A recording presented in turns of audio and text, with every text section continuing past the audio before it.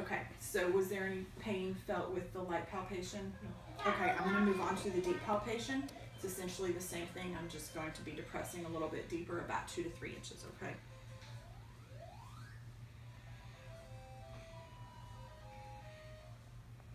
Again, I'm going to move around in a clockwise direction, starting at the right lower quadrant, moving my way around.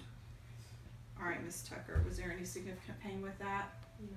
Okay, the next thing I'm going to palpate is going to be your liver, which is in your right upper quadrant.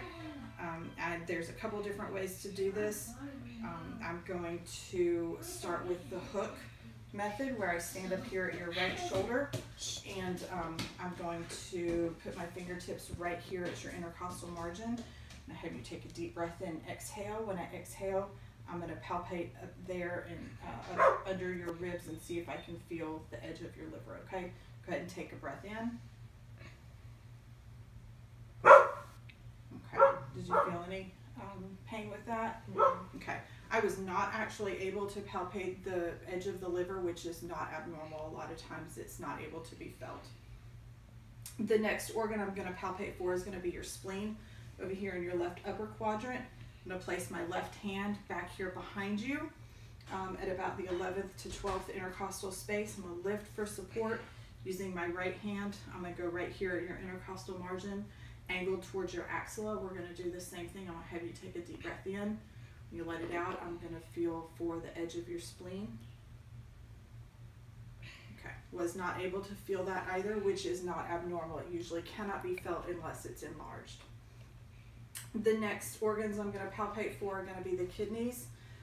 The left kidney can normally not be palpated on anyone. It does sit a little bit higher than the right. The right kidney, I'm going to use my hands in a duckbill fashion, squeezing and rolling out. Occasionally, the lower pole of the right kidney can be felt slipping through your fingertips, but it's not uncommon to not be able to feel it, which I cannot. There was not any significant pain with that though, so that's a good sign. The next piece of your abdominal assessment that we're going to do with palpation is going to be your aorta, using my thumb and fingertip just left of midline above the umbilicus. I'm going to feel for pulsation. I am able to feel the pulsation. The typical width of the aorta in that area is 2.5 to 4 centimeters. Anything any larger than that would signify an aneurysm. The last thing that we're going to do is the Blumberg sign. I'm just going to explain this. Ms. Tucker did not have any significant pain throughout the assessment, but if she would have said that she had felt some pain over here in her right lower quadrant, I would go to an area opposite of that, such as the left upper quadrant. Using my fingertips, I would slowly and deeply press in, quickly releasing. That would rebound those organs that I'm depressing and cause pain over there where she felt the original pain. Since she had no pain, that's not a significant test for her. Ms. Tucker, the last thing I'm going to do is just review your vital signs that we took earlier. Blood pressure was 116/78 taken in your right upper arm.